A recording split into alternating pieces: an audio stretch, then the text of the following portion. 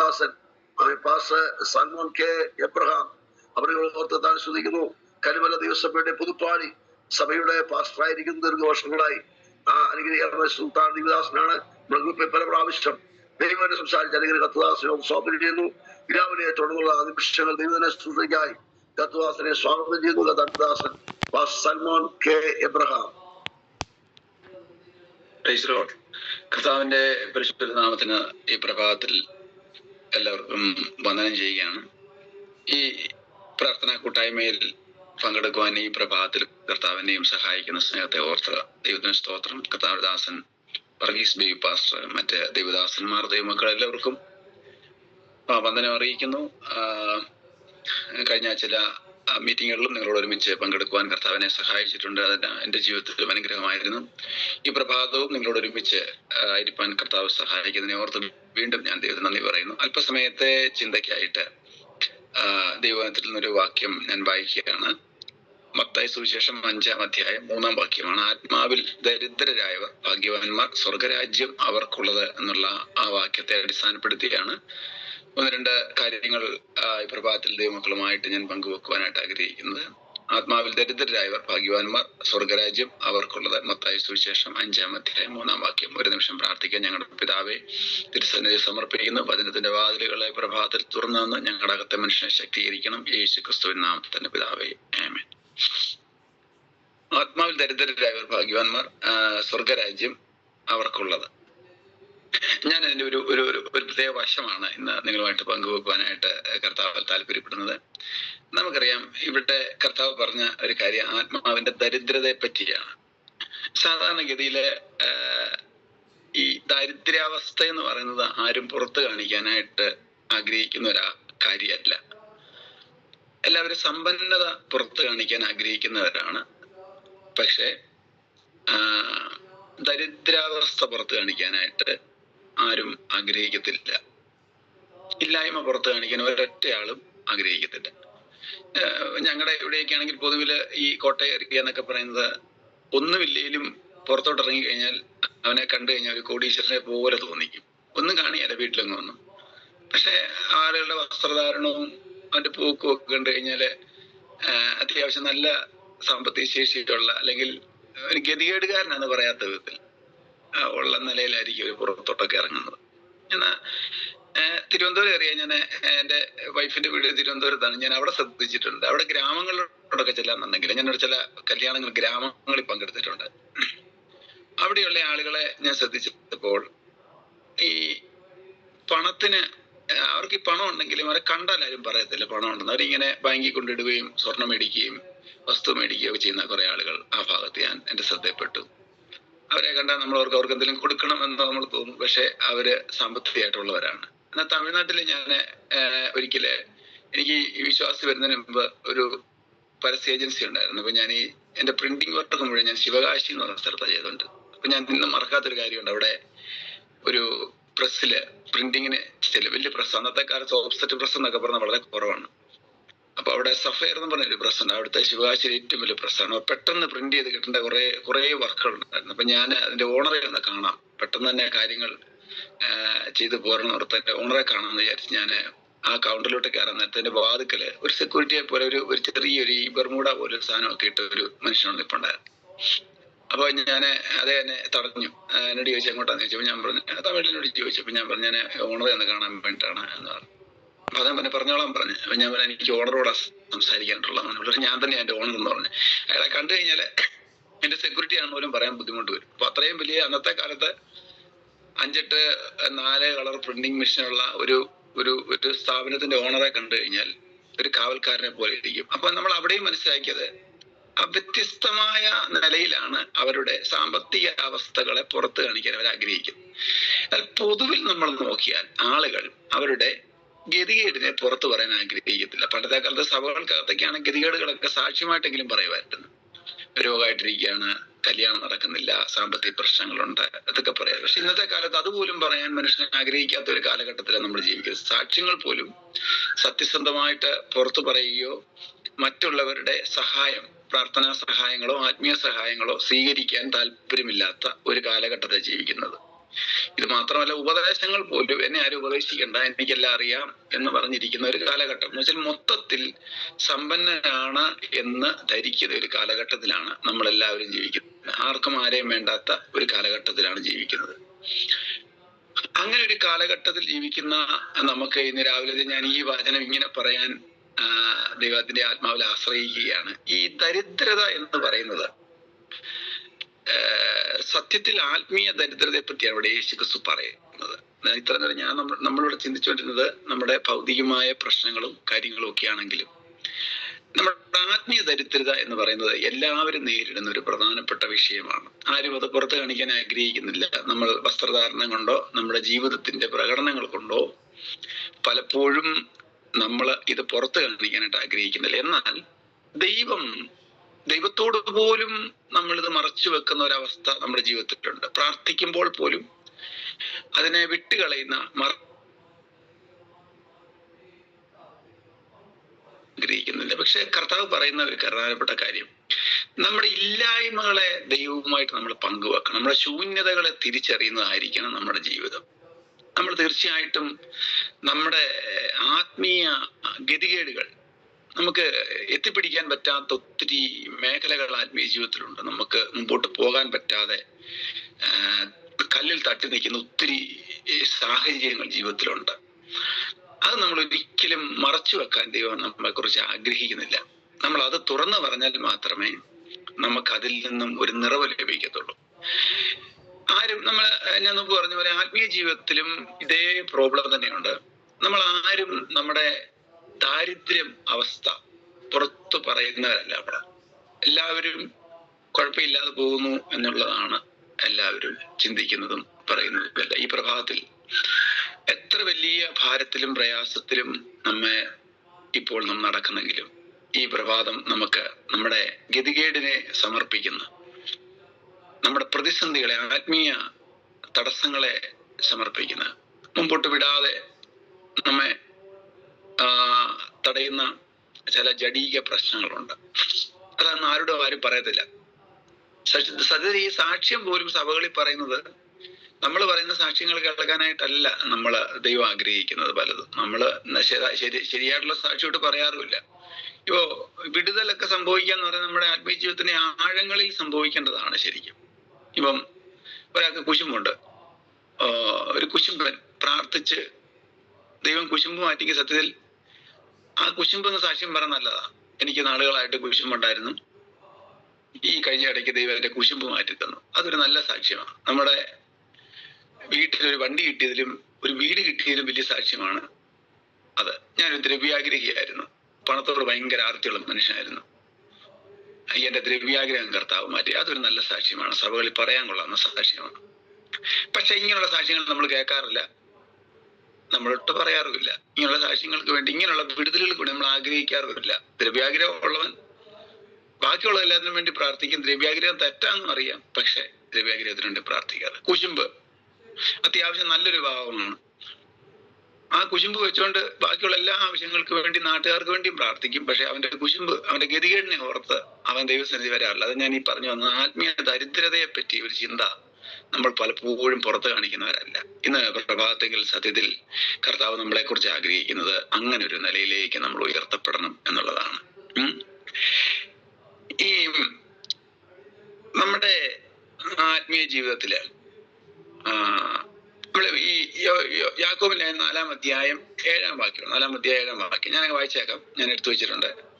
ആകയാൽ നിങ്ങൾ ദൈവത്തിന് കീഴടങ്ങുവിൻ, പിശാചിനോട് എതിർത്ത് നിൽപ്പിൻ, എന്നാൽ അവൻ നിങ്ങളെ വിട്ട് ഓടിപ്പോകുന്ന ഒരു വാക്ക് കിടപ്പുണ്ട്. എന്നാൽ നിങ്ങൾ ദൈവത്തിന് കീഴടങ്ങുവിൻ, പിശാചിനോട് എതിർത്ത് നിൽപ്പിൻ, എന്നാൽ അവൻ നിങ്ങളെ വിട്ട് ഓടിപ്പോകും. അപ്പൊ അത് രണ്ട് കാര്യങ്ങളാണ് ആത്മീയ ജീവിതത്തിന്റെ തത്വങ്ങളായിട്ട് യാക്കോബ് പറഞ്ഞത്. ഒന്ന്, ദൈവത്തിന് കീഴടങ്ങുക. രണ്ട്, പിശാചിനോട് നമ്മൾ എതിർത്ത് നിൽക്കുക. ഈ രണ്ട് കാര്യങ്ങളും സത്യത്തിൽ ഈ ദാരിദ്ര്യം മാറാതെ നമുക്ക് ജീവിതത്തിലോട്ട് കയറി വരത്തില്ല. ഈ പ്രധാനപ്പെട്ട കാര്യം, വളരെ വളരെ അതിപ്രധാനമായ കാര്യം. ഒന്ന്, ദൈവത്തിന് കീഴടങ്ങുക, പിശാചിനോട് എതിർത്ത് നിൽക്കുക.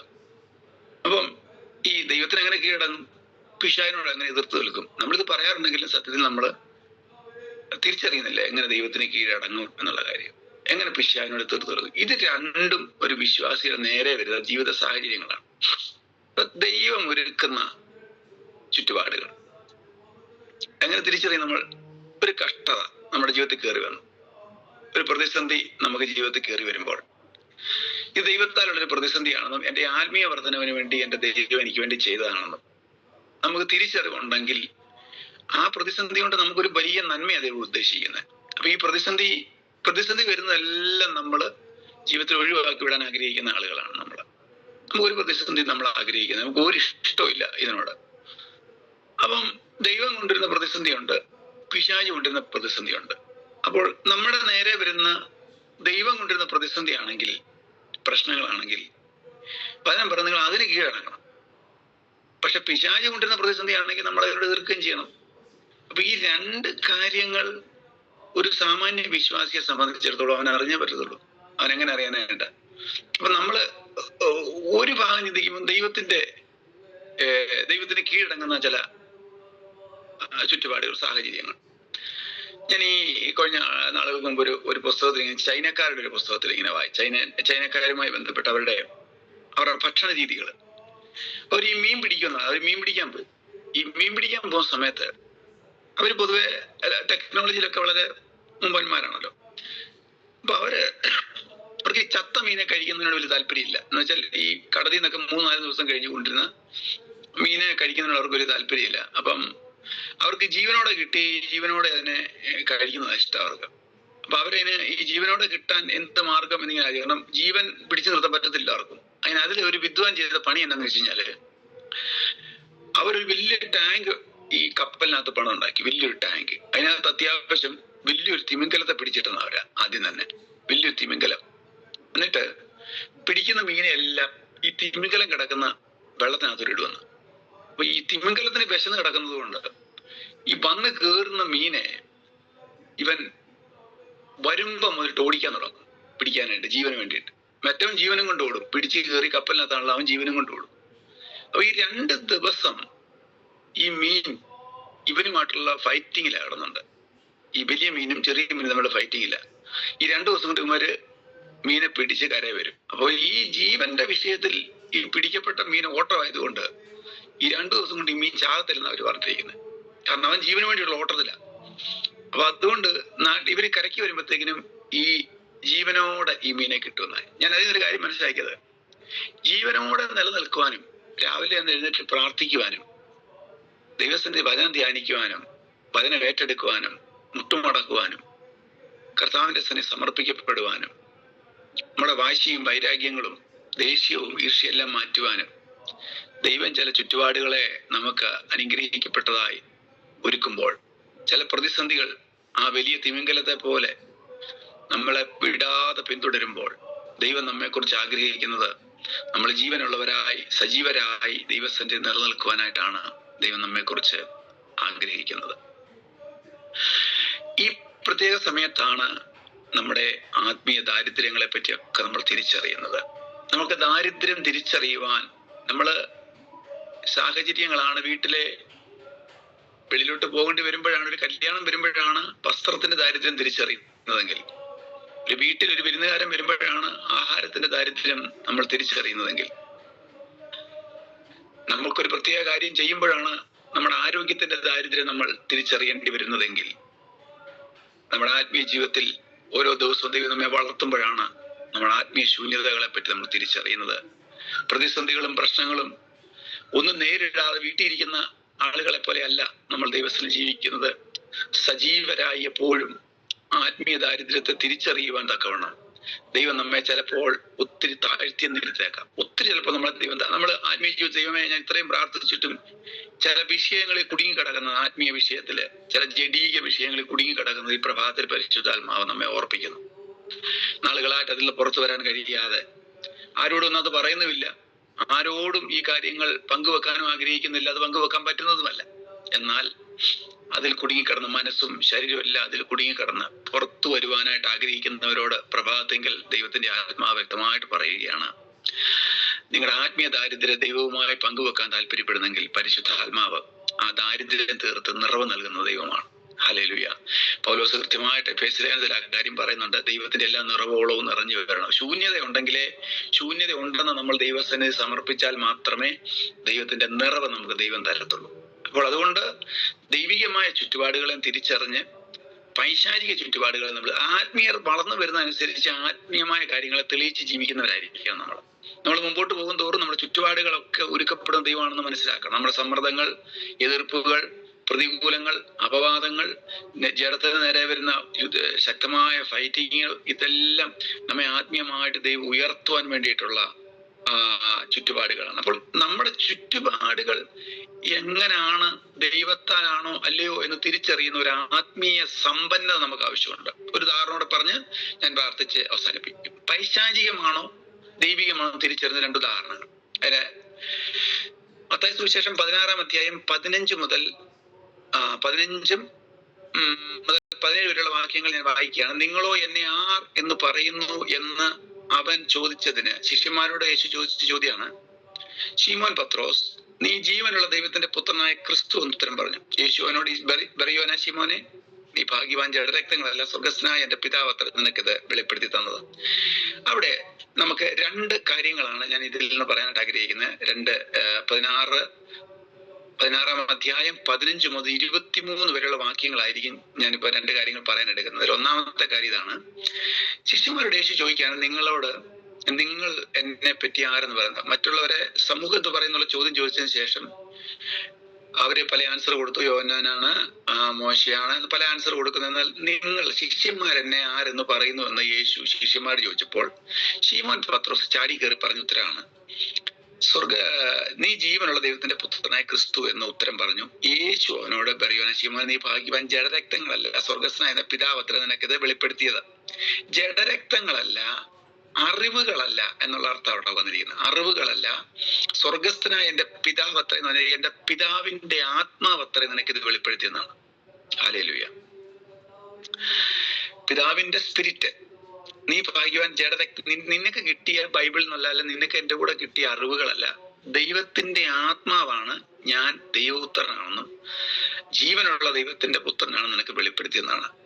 അതതിനെ അപ്രീഷിയേറ്റ് ചെയ്യുന്നതാണ്. അതൊരു സാഹചര്യത്തെ, ചുറ്റുപാടിനെ ചൂണ്ടിക്കാണിക്കുകയാണ്. ആത്മാവിൽ കിട്ടിയ വെളിപ്പാടാണത്. ഒന്ന്. ഇനിയും അത് നമ്മൾ 17 വരെയുള്ള വാക്യങ്ങളാണ് വായിച്ചത്. ഇനി അതിന്റെ 21 നമ്മൾ ഒരുപാട് 3-4 വാക്യങ്ങൾ ഗ്യാപ്പേ ഉള്ളൂ. അന്ന് മുതൽ യേശു താൻ യെരൂശലേമിൽ ചെന്നിട്ട് മൂപ്പന്മാർ, മഹാപുരോഹിതന്മാർ, ശാസ്ത്രിമാർ എന്നിവരാൽ പലതും സഹിച്ച് കൊല്ലപ്പെടുകയും 3-ാം നാൾ ഉയർത്തെഴുന്നേൽക്കുകയും വേണ്ടത് എന്ന് ശിഷ്യന്മാരോട് പ്രസ്താവിച്ചു തുടങ്ങി. യേശു തന്റെ ക്രൂശീകരണത്തെ പറ്റി, വരാൻ പോകുന്ന പീഡനത്തെ പറ്റി ശിഷ്യന്മാരോട് പറയാൻ തുടങ്ങി. അപ്പോഴും പത്രോസ് ചാടിക്ക് ശിഷ്യന്മാരുടെ ഇടയിൽ നിന്നും രംഗത്ത് വരികയാണ്. ഈ പത്രോസ് തന്നെ പിന്നെ വേറിട്ട് കൊണ്ടുപോയി, കർത്താവേ, അത് നിനക്ക്, അത് അരുതേ, നിനക്കങ്ങനെ ഭവിക്കരുതേ എന്ന് ശാസിച്ചു തുടങ്ങിയതാണ്. അവനെ തിരിഞ്ഞു നോക്കി പത്രോസിനോട്, സാത്താനെ, എന്നെ വിട്ടുപോ, നീ എനിക്ക് ഇടർച്ചയാകുന്നു, നീ ദൈവത്തിൻ്റെതല്ല മനുഷ്യരുടെ അത്രേ കരുതുന്നത് എന്ന് പറഞ്ഞു. നിങ്ങൾ 4 മിനിറ്റ് മുമ്പ്, 4 സെക്കൻഡ് മുമ്പ്, എത്ര സമയം ഇതിനെടുക്കും നമുക്കറിയത്തില്ല, അധിക സമയമൊന്നും എടുത്തിട്ടില്ല. ആ സംഭവത്തിനിടയിൽ ആദ്യത്തെ സ്റ്റേറ്റ്മെന്റിൽ യേശു കൃത്യമായിട്ട് പത്രോസിന്റെ സ്പിരിറ്റ് തിരിച്ചറിഞ്ഞു എന്നുള്ളതാണ്. ആത്മീയ സ്പിരിറ്റ് ഒരു ദൈവ പൈതലിന് ഏറ്റവും അത്യാവശ്യമായിട്ടുള്ളത്. ഏത് വിശുദ്ധൻ നമ്മളോട് സംസാരിക്കും, ഈ പറയുന്ന ഞാൻ നിങ്ങളോട് സംസാരിക്കുമ്പോഴും ഇത് ദൈവത്തിൽ നിന്നാണോ ഇത് സാത്താനിൽ നിന്നാണോ തിരിച്ചറിയാനുള്ള സ്പിരിറ്റ് ആവശ്യമുണ്ടോ നമുക്ക്. അത് നമ്മുടെ വിശ്വാസികളാകട്ടെ, ദൈവമക്കളാകട്ടെ, ദൈവദാസന്മാർ ആര് സംസാരിക്കുമ്പോൾ, എന്ത് നല്ല കാര്യം മുമ്പിൽ കൊണ്ടുവന്നാൽ, എത്ര മോശം കാര്യം നമ്മുടെ മുമ്പിൽ കൊണ്ടുവന്നാലും ഇതിന്റെ പിന്നിൽ ദൈവഗീതമാണോ, ദൈവത്തിന്റെ സ്പിരിറ്റ് ആണോ പ്രവർത്തിക്കുന്നത് തിരിച്ചറിയാനുള്ള പരിജ്ഞാനം നമുക്ക് ആവശ്യമാണ്, അത്യാവശ്യമായിട്ടുള്ള കാര്യമാണ്. ഇല്ലെന്നുണ്ടെങ്കിൽ കുഴപ്പം, നമ്മുടെ ആത്മീയ ജീവിതം വഴിതെറ്റി മറ്റു മേഖലകളിലേക്ക് പോകും. 1-ാം ഭാഗത്ത് യേശുവിനെ പറ്റിയുള്ള വെളിപ്പാട് പത്രോസ് പറയുമ്പോൾ യേശു കൃത്യമായിട്ട് ആ വ്യക്തിയല്ല തിരിച്ചറിഞ്ഞത്, ആ വ്യക്തിയിൽ വർക്ക് ചെയ്ത സ്പിരിറ്റ്, ആ ടൈമിൽ വർക്ക് ചെയ്ത സ്പിരിറ്റ്, ആ പറഞ്ഞ വാക്കിന്റെ പിന്നിൽ പ്രവർത്തിച്ച് ആത്മാവേതാണെന്ന് കൃത്യമായിട്ട് ഞാൻ തിരിച്ചറിഞ്ഞു. ആ ആത്മാവിനെ പറ്റി പറഞ്ഞത്, ഇത് എന്റെ അപ്പന്റെ സ്പിരിറ്റാന്ന് പറഞ്ഞു. യേശു കൃത്യമായിട്ട് പത്രോസിനോട് പറഞ്ഞു, ഇതെന്റെ അപ്പന്റെ സ്പിരിറ്റാണെന്ന്. എന്നാൽ തനിക്ക് നേരിടാൻ പോകുന്ന, തന്റെ വഴികളിൽ ദൈവം ഒരുക്കിയിരിക്കുന്ന ദുർഘടങ്ങളെ പറ്റി അഭിപ്രായം പറയാൻ ഇവിടെ പത്രോസ് തൊട്ടടുത്ത് തന്നെ പറയുകയാണ്. അവനെ വേറിട്ട സ്നേഹം നമ്മൾ മനസ്സിലാക്കണം. യേശുവിനുള്ള സ്നേഹം നമ്മളെ വെറുതെ ഒരു വാക്കായിട്ട് എടുക്കില്ല. യേശുവിനെ വേറിട്ട് വിളിച്ചുകൊണ്ട് പോയി വളരെ അടുത്ത സ്നേഹിതൻ സംസാരിക്കുന്നത് പോലെ ഏറ്റവും സ്നേഹിതൻ ശിഷ്യന്മാരിൽ, അപ്പം നമ്മളെപ്പോലെ ഒരാളാണ് പറഞ്ഞാൽ ഏറ്റവും കൂടുതൽ ശിഷ്യന്മാരിൽ എന്നെ സ്നേഹിക്കുന്നത് ഈ പത്രോസ് എന്ന് പറഞ്ഞത്. പക്ഷേ വളരെ സ്നേഹിതന്മാരെ പോലെ വിളിച്ച് മാറ്റി നിർത്തി യേശുവിനോട് പറഞ്ഞ, അരുതേ, നിനക്കങ്ങനെ സംഭവിക്കരുതേ എന്ന് പറഞ്ഞപ്പോൾ യേശു അത്രയും മുമ്പ് ഒരു 2 മിനിറ്റ് മുമ്പ് എൻ്റെ അപ്പന്റെ സ്പിരിറ്റ് ആണ് നിന്നിലൂടെ സംസാരിച്ചതെന്ന് പറഞ്ഞ യേശു ആ സെയിം വ്യക്തിയോട് സെയിം നാവിലൂടെ വന്ന ഒരു വാക്ക് കണ്ടിട്ട് പറയുകയാണ്, ഇപ്പോൾ സംസാരിക്കുന്നത് എൻ്റെ അപ്പന്റെ സ്പിരിറ്റ് അല്ല, ഇത് സാത്താന്റെ സ്പിരിറ്റ് ആണ്. നോക്കിയേ, ഒരു വ്യക്തിയിൽ ഒരേ ടൈമിൽ 2 കാര്യങ്ങൾ, 2 ആശയങ്ങൾ വന്നപ്പോൾ കർത്താവ് കൃത്യമായിട്ട് അതിനെ ഐഡന്റിഫൈ ചെയ്യുകയാണ്, അല്ലെങ്കിൽ അതിനെ ഡിഫൈൻ ചെയ്ത് സംസാരിക്കുകയാണ്. കർത്താവ് പറയുകയാണ്, ഇത് ഒന്ന് സംസാരിച്ചപ്പോൾ നിന്നിൽ പ്രവർത്തിച്ചത് അപ്പന്റെ സ്പിരിറ്റും, രണ്ടാമത് സംസാരിച്ചപ്പോൾ നിന്നിൽ വന്നത് പൈശാചിക സ്പിരിറ്റും. യേശു ക്രിസ്തുവിന്റെ അനുജന്മാരും അനുജത്തിമാരുമാകുന്ന നാം ഓരോരുത്തരും ആത്മീയ ജീവിതം ഈ ലോകത്ത് നയിക്കുമ്പോൾ, ഇതിന് ഈ ലോകത്തിന്റെ അധിപതിയായ പിശാചിന്റെ ലോകത്ത് നമ്മൾ ആത്മീയ ജീവിതം നയിച്ചുകൊണ്ടിരിക്കുമ്പോൾ, ആത്മീയ ലോകത്ത് നിൽക്കുമ്പോൾ, ഈ ലോകത്തിന്റെ പ്രഭു നമുക്ക് ഉള്ളവർ, നമ്മുടെ പ്രിയപ്പെട്ടവരിലൂടെ നമ്മുടെ വഴികളെ തെറ്റിക്കുവാൻ, നമ്മുടെ ആത്മീയ ജീവിതത്തിന്റെ ലക്ഷ്യത്തെ തെറ്റിക്കുവാൻ ആശയങ്ങളുമായി അഭിപ്രായങ്ങളുമായി കടന്നു വരുമ്പോൾ നാം അതിനെ കൃത്യമായി തിരിച്ചറിഞ്ഞ് ദൈവത്തിന്റെ വഴി ഏതാണെന്നും, നല്ലതും ചീത്തയും തിരഞ്ഞെടുക്കാനായിട്ടല്ല നമ്മളെ വിളിച്ചത്, നല്ലതും ചീത്തയും തെരഞ്ഞെടുത്തതാണ് നമുക്ക് ഈ ഗതി വന്നതെങ്കിൽ ദൈവീകമായത് ഏതാണെന്ന് തിരഞ്ഞെടുക്കുവാൻ. നല്ലതിനെ അല്ല, യേശു നല്ലതിനെ തിരഞ്ഞെടുപ്പ് നടത്തേണ്ടി വന്നിരുന്നെങ്കിൽ പത്രോസ് പറഞ്ഞതായിരുന്നു നല്ലത്. എന്നാൽ നല്ലതിനെ അല്ല യേശു തിരഞ്ഞെടുത്തത്, ദൈവികമായതിനെ തിരഞ്ഞെടുക്കുവാൻ, അപ്പന്റെ വഴിയെ തിരഞ്ഞെടുക്കുവാൻ. ഒരു മനുഷ്യന് ആത്മീയ ജീവിതത്തിൽ സ്പിരിറ്റിന് എത്ര പ്രാധാന്യമുണ്ട്, ആത്മാവിന് എത്ര പ്രാധാന്യമുണ്ട് എന്ന് ഈ പ്രഭാതം നമ്മൾ ദൈവവചനത്തിൽ നിന്ന് കൃത്യമായി തിരിച്ചറിയണം. ആത്മാവിന്റെ ദരിദ്രത, ആത്മാവിന്റെ ഗതികേടെന്ന് പറയുന്നത് ഇതാണ്. ഹല്ലേലൂയ. നമുക്ക് തിരിച്ചറിവില്ലാത്ത പോകുന്നതാണ്. നോക്കിയേ, ഈ എഫേസ്യ ലേഖനത്തിൽ 1-ാം അധ്യായം 17-ാം വാക്യത്തിൽ സഭയ്ക്ക് വേണ്ടി പ്രാർത്ഥിക്കുമ്പോൾ പൗലോസിന്റെ ഒരു പ്രാർത്ഥനയുണ്ട്. നിങ്ങളുടെ ഓർത്തുകൊണ്ട് നമ്മുടെ കർത്താവായ യേശു ക്രിസ്തുവിന്റെ ദൈവവും മഹത്വമുള്ള പിതാവുമായവൻ നിങ്ങൾക്ക് തന്നെ കുറിച്ചുള്ള പരിജ്ഞാനത്തിൽ, ജ്ഞാനത്തിന്റെയും വെളിപ്പാടിന്റെയും ആത്മാവിനെ തരേണ്ടതിന്. ഹല്ലേലൂയ. പ്രാർത്ഥന അതിന്റെ തന്നെ കുറിച്ചുള്ള പരിജ്ഞാനത്തിൽ, ജ്ഞാനത്തിന്റെയും വെളിപ്പാടിന്റെയും ആത്മാവിനെ തരേണ്ടതിനൊരു പ്രാർത്ഥന. ഹല്ലേലൂയ. ദൈവത്തിന്റെ വഴികൾ. പ്രിയമുള്ളവരെ, ഞാൻ നിങ്ങളോട് രാവിലെ ഈ കാര്യം പറയട്ടെ. നമുക്ക് രാവിലെ പ്രാർത്ഥിക്കാൻ അനേക വിഷയങ്ങൾ ഉണ്ടാവും, അല്ലേ? നമുക്ക് നമ്മുടെ ജീവിതത്തെ ബാധിക്കുന്ന പല വിഷയങ്ങളും നമ്മുടെ പ്രാർത്ഥന വിഷയങ്ങളാണ്. നമ്മുടെ ജീവിതത്തിൽ വരുന്ന പല നന്മകളും അതിന്റെ തിന്മകളെ ഓർത്ത് നമ്മൾ പ്രാർത്ഥിക്കാറില്ല. നമ്മുടെ കണ്ണുകൊണ്ട് കാണുന്ന ചില നന്മകൾക്ക് വേണ്ടി നമ്മൾ സ്തോത്രം പറയാറേ ഉള്ളൂ, അല്ലെങ്കിൽ നമ്മൾ ആ വിഷയത്തിൽ സന്തോഷിക്കുന്നവരാണ്, പിന്നെ ആ വിഷയം നമ്മൾ പ്രാർത്ഥിക്കുന്നവരല്ല. എന്നാൽ നമ്മുടെ ജീവിതത്തിൽ വരുന്ന നന്മകളും തിന്മകളുമായ കാര്യങ്ങൾ, നമ്മുടെ ജീവിതത്തെ സുഖം തരുന്നതും നമ്മുടെ ജീവിതത്തെ ഇറിറ്റേറ്റ് ചെയ്യുന്നതുമായ കാര്യങ്ങളുണ്ട്. സത്യത്തിൽ നമ്മൾ ഇത് ദൈവത്തിന് കീഴടങ്ങുകയും പിശാചിനോട് എതിർത്ത് നിൽക്കുന്നതെങ്കിൽ നമുക്ക് തീർച്ചയായിട്ടും ഒരു ആത്മീയ ദാരിദ്ര്യം മാറിയാലേ പറ്റത്തുള്ളൂ. ആത്മാവിന്റെ ദരിദ്രത മാറിയാൽ മാത്രമേ ദൈവത്തിന് കീഴടങ്ങാനും ആത്മാവിന് അല്ലെങ്കിൽ പിശാചിനോട് എതിർത്ത് നിൽക്കാൻ നമുക്ക് പറ്റത്തുള്ളൂ. അങ്ങനെയാണെങ്കിൽ ജീവിതത്തിൽ കടന്നു വരുന്ന ഓരോ പ്രതിസന്ധികളെ, ഓരോ ജീവിത സാഹചര്യങ്ങളെ, ചിലപ്പോൾ ദുഃഖങ്ങൾ നിറഞ്ഞ ചില സാഹചര്യങ്ങൾ നമ്മുടെ ആത്മീയ ജീവിതത്തിന് ഏറ്റവും ഗുണം ചെയ്യുന്നതായിരിക്കാം. നമുക്കറിയാൻ പറ്റത്തില്ലത്. പ്രതിസന്ധികൾ നിറഞ്ഞ ചില കാര്യങ്ങൾ ഇന്ന് രാവിലെ ഈ പ്രഭാതത്തിൽ ഭാരത്തോടെ പ്രയാസത്തോടെ ഇരിക്കുന്ന ചിലരോട് ഞാൻ പറയുകയാണ്, നിങ്ങളുടെ ജീവിതത്തിൽ ചില ദുഃഖങ്ങൾ, നിങ്ങൾ എങ്ങനെ ആയിത്തീരും, നാളത്തെ കാര്യം, ആ വിഷയം നാളെ എങ്ങനെ ആയിത്തീരും എന്ന് ഭാരപ്പെട്ടിരിക്കുന്നവരുടെ ഈ പ്രഭാതം ഞാൻ നിങ്ങളോട് ഈ വചനാടിസ്ഥാനത്തിൽ പറയുകയാണ്. അത് ചിലപ്പോൾ നിങ്ങളുടെ ആത്മീയ ഗുണത്തിന് വേണ്ടി ദൈവം ചെയ്തിരിക്കുന്നതായിരിക്കാം. ഹല്ലേലൂയ. ദൈവത്തിന്റെ ആത്മാവ്. 2, ചില പൈശാചിക പ്രശ്നങ്ങളാണെന്ന് പറഞ്ഞ് നമ്മൾ കാണുന്ന ചില വിഷയങ്ങളുണ്ട്. അത് പൈശാചികങ്ങളായിരിക്കത്തില്ല, ദൈവികങ്ങളായിരിക്കാം. അപ്പോൾ ദൈവത്തിന് കീഴടങ്ങണോ പിശാചിനോട് എതിർത്ത് നിൽക്കണോ എന്ന് പറഞ്ഞാൽ, സാഹചര്യങ്ങൾക്ക് കീഴടങ്ങണോ സാഹചര്യങ്ങളോട് എതിർത്ത് നിൽക്കണോ എന്ന് തിരിച്ചറിയണമെങ്കിൽ ആത്മാവിന്റെ ഗതികേട് മാറിയേ പറ്റത്തുള്ളൂ. ആത്മാവിൽ നിറഞ്ഞു നിൽക്കുന്ന പരിശുദ്ധാത്മാവിന്റെ ഒരു നിറവ്, ആത്മാവിന്റെ ശൂന്യത മാറിക്കിട്ടുന്ന ആ ഒരവസ്ഥ നമ്മൾ ദൈവമായി പങ്കുവെക്കണം. എൻ്റെ ദൈവമേ, എന്റെ ആത്മാവിന്റെ, നമുക്ക് പ്രാർത്ഥിക്കാൻ ഈ പ്രഭാതത്തിൽ ഒരു നല്ല കാര്യം തരാൻ ഞാൻ ആഗ്രഹിക്കുന്നു. നമ്മുടെ ആത്മാവിന്റെ ഗതികേട് ദൈവവുമായിട്ട് പങ്കുവെക്കണം. ഞാൻ പറഞ്ഞല്ലോ, നമ്മൾ ആരും ഭൗതിക കാര്യങ്ങൾ ഗതികേടില്ലെന്ന് ആരോടും പറയാൻ ആഗ്രഹിക്കുന്നില്ല. ആത്മീയ കാര്യങ്ങളും നമ്മൾ അങ്ങനെ ആഗ്രഹിക്കുന്നില്ല. ഞാൻ പറയുന്നു, നമുക്ക് നല്ലൊരു കൂട്ടുകെട്ടുകൾ ആത്മീയ ജീവിതത്തിൽ ഉണ്ടാകണം. നിങ്ങൾ കൂട്ടുകെട്ടുമ്പോൾ വിമർശകന്മാരുമായിട്ടും കുറ്റം പറയുന്നവരുമായിട്ടും ആയിരിക്കില്ല കൂട്ടുകെട്ടുന്ന ആത്മീയ ജീവിതത്തിൽ. നിങ്ങൾക്ക് ആത്മീയ പാസ്റ്റർ ആണെങ്കിൽ നിങ്ങൾക്ക് ആത്മീയമായിട്ട് ഉയർന്നു പോകുന്ന ഒരു പാസ്റ്ററുമായിട്ടായിരിക്കണം നിങ്ങളുടെ കൂട്ടുകെട്ട്. നിങ്ങൾ ആത്മീയ ജീവിതത്തിൽ നിൽക്കുന്ന ഒരു വിശ്വാസിയാണെങ്കിൽ, നിങ്ങൾക്ക് ആത്മീയ ജീവിതത്തിൽ ഉയരണമെങ്കിൽ, നിങ്ങൾ സ്പിരിറ്റിൽ വർദ്ധിച്ചു വരണമെങ്കിൽ, നിങ്ങൾ തെരഞ്ഞെടുക്കുന്ന കൂട്ട് നല്ലൊരു ആത്മീയമായിട്ടായിരിക്കണം. എന്താണെന്നറിയുമോ, നിങ്ങൾക്ക് പങ്കുവെക്കാനുള്ള ഒരാൾ നല്ലതാണ്. ഒരു പാസ്റ്റർക്ക്, ഒരു വിശ്വാസിക്ക് ഒരു പാസ്റ്റർ ആവശ്യമാണ്. നമുക്കറിയാം, ഒരു വിശ്വാസിക്ക് ഒരു പാസ്റ്റർ ആവശ്യമാണ്, ഒരു പാസ്റ്റർക്കും ഒരു പാസ്റ്റർ ആവശ്യമാണ്. എന്ന് പറഞ്ഞാൽ എല്ലാവർക്കും ഒരു അടുത്ത ബന്ധങ്ങൾ ആവശ്യമുണ്ട്. ഒരു ശരീരത്തിന്റെ അവയവങ്ങൾ ജോയിൻ ചെയ്ത് ശരീരത്തിൽ നിൽക്കുന്നത് പോലെ നമ്മുടെ ആത്മീയ ജീവിതത്തിലെ ഗതികേടുകളെ പറഞ്ഞ് പ്രാർത്ഥിക്കുവാൻ, നിങ്ങൾക്ക് ഷെയർ ചെയ്യുവാൻ നിങ്ങൾക്കൊരു നല്ല വിശ്വസ്തനായ ഒരു കൂട്ടുകാരൻ ആവശ്യമുണ്ട്. ഈ പ്രഭാതത്തിൽ നമ്മുടെ ആത്മീയ ഗതികേടിനെ ദൈവസന്നിധിയിൽ പങ്കുവെക്കണം. ബലഹീനത, കുറവുകളൊന്നും നിങ്ങൾ കാര്യങ്ങളാക്കരുത്. ഇനി ഞാൻ ബലഹീനപ്പെട്ടുപോയി, ഞാനൊരു പാപത്തിൽ ചെന്ന് വീണുപോയി എന്നൊന്നും നമ്മൾ ദൈവസന്നിധിയിൽ ഭാരപ്പെട്ട് നിരാശപ്പെട്ട് തകർന്നിരിക്കരുത്. കാരണമുണ്ട്, നിങ്ങൾ ആ പാപത്തിൽ വീഴാൻ, നിങ്ങൾ ആ ഗതികേടിൽ വീഴാൻ കാരണം നിങ്ങളുടെ ആത്മാവിന്റെ ദരിദ്രതയാണ്. അത് ദൈവത്തിന് തെളിയിച്ചേ പറ്റത്തുള്ളൂ. അതുകൊണ്ട് ആ തെളിയിക്കലിന് വേണ്ടിയിട്ടാണ് നിങ്ങൾ അങ്ങനെ പറഞ്ഞത്, നിങ്ങൾ അങ്ങനെ പോയത്, നിങ്ങൾ അങ്ങനെ പ്രവർത്തിച്ചത്. അതുകൊണ്ട് ഇതിനെ നിങ്ങളുടെ തകർച്ചയായിട്ട് കാണല്. നിങ്ങൾ ദൈവ പൈതലാണ്, നിങ്ങൾക്കൊരു അപ്പനുണ്ട്, നിങ്ങളുടെ അപ്പൻ ശക്തനാണ്, നിങ്ങൾ ബലഹീനനാണെന്നും അപ്പന്റെ ആവശ്യങ്ങൾ, അപ്പന്റെ നിറവ് നിങ്ങൾക്ക് കൂടുതലായി. ഇനി പൗലോസ് വന്നൊരു വാക്യം കൂടെ ഞാൻ നിങ്ങളോട് പറയാം. കൊരിന്ത്യർക്ക് 2-ാം ലേഖനം 12-ാം അധ്യായം 9-ാം വാക്യത്തിൽ പൗലോസ് പറഞ്ഞത്, അവൻ എന്നോട്, എന്റെ കൃപ നിനക്ക് മതി, എന്റെ ശക്തി നിന്റെ ബലഹീനതയിൽ തികഞ്ഞു വരുന്നു, ദരിദ്രതയിൽ തികഞ്ഞു വരുന്നു എന്ന് പറഞ്ഞു.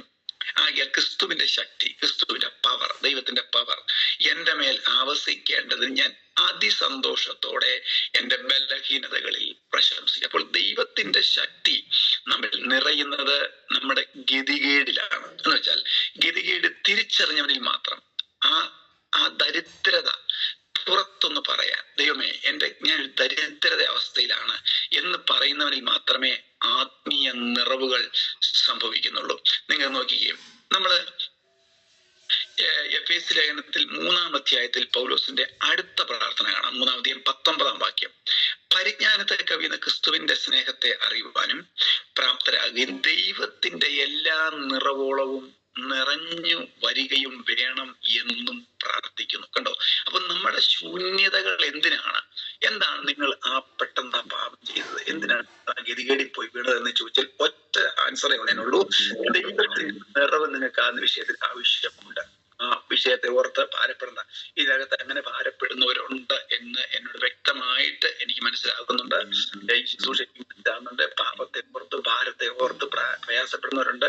നിങ്ങൾ ദൈവത്തിന്റെ പൈതലാണ്. നിങ്ങൾ വീണ് കിടക്കുന്ന പാപത്തിൽ, നിങ്ങൾ വീണ് കിടക്കുന്ന ഗതികേടിൽ, നിങ്ങൾ കടന്നു പോകുന്ന ആത്മീയ ദാരിദ്ര്യത്തിൽ നിങ്ങളെ തകർക്കാനും, നിങ്ങളുടെ ഈ ഗതികേടിനെ ഓർപ്പിച്ച് നിനക്ക് മുമ്പോട്ട് പോകാൻ പറ്റത്തില്ല, നിന്റെ ആത്മീയ ജീവിതം തകർന്നു, നിനക്കിനി ഒരടി മുമ്പോട്ട് പോകാൻ പറ്റത്തില്ല, നിനക്ക് ഒരു ദൈവത്തിന്റെ സ്ഥാനത്ത് നിന്നുള്ള നീ ചെയ്തുകൊണ്ടിരിക്കട്ടെ എന്ന് പറഞ്ഞ് പിശാച് 24 hours അപവാദം പറഞ്ഞ്, നോണ പറഞ്ഞ് നമ്മുടെ ആത്മീയ ജീവിതത്തെ, പ്രാർത്ഥനയെ, കൂട്ടായ്മയെ, വചനധ്യാനത്തെ എല്ലാം തകർത്ത് തരിപ്പണമാക്കിക്കൊണ്ടിരിക്കുകയാണ്. എന്നാൽ ഈ ദാരിദ്ര്യം ആരും കാണുന്നില്ല, വസ്ത്രദാനത്തെ തിരിച്ചറിയുന്നില്ല, സംസാരത്തെ തിരിച്ചറിയുന്നില്ല, സ്തോത്രം അല്ലെങ്കിൽ എന്നും പറയുമ്പോൾ ആരും അറിയുന്നില്ല. പക്ഷെ ഉള്ളറകളിൽ ക്ഷീണിതനാണ്, ഉള്ളറകളിൽ ബലഹീനയാണ്. കൃത്യമായിട്ട് ദൈവാത്മാവ് പറയുന്നുണ്ട്. എന്നാൽ ഇന്ന് പ്രഭാതത്തിൽ പറയുന്നു, നിന്റെ ആത്മീയ ദാരിദ്ര്യത്തെ തന്നത്, ആ വിഷയത്തെ ദൈവം നിന്റെ മുമ്പിൽ കൊണ്ടിട്ട് തന്നത് നിന്റെ ഗതികേടിനെ നിന്നെ തകർക്കാനായിട്ടല്ല, നിന്റെ ശൂന്യതയെ, ആത്മീയ ശൂന്യതയെ തിരിച്ചറിയാൻ വേണ്ടി മാത്രം ദൈവം കൊണ്ടിട്ടാണ്. ദൈവത്തിന്റെ വചനത്തിൽ ഗിരിപ്രഭാഷണത്തിൽ കർത്താവ് ആദ്യം പറയുന്ന കാര്യം, ഗതികേടുള്ളവൻ ഭാഗ്യവാനാണ്. കാരണം എന്താണ്? അവന്റെ ദരിദ്രത അവൻ തിരിച്ചറിയാൻ. എന്തിനാണ്? അവനെ നിറയ്ക്കാൻ വേണ്ടിയിട്ട്. നമുക്കറിയാം, ഗതികേടുണ്ടെങ്കിലേ സഹായം വരത്തുള്ളൂ. എനിക്ക് ഒരു ഗതികേടുണ്ടെന്ന് ഓർത്തു, ഞാൻ നിങ്ങളോട് പറയാതിരുന്നാൽ നിങ്ങൾ സഹായിക്കാൻ കഴിവുള്ളവർക്ക് എന്നെ സഹായിക്കാൻ പറ്റത്തില്ല.